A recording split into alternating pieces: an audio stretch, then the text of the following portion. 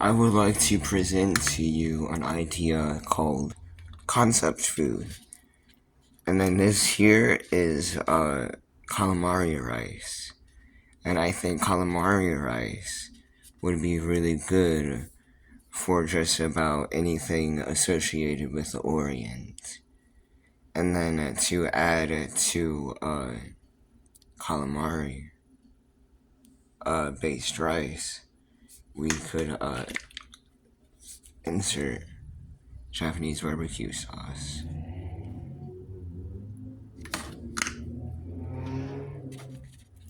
And then stir it in.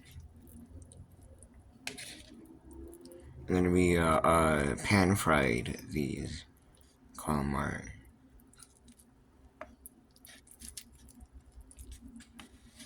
And infused it into the rice. It looks awful for most. It's not all the way cooked through. That's okay because I've had it raw.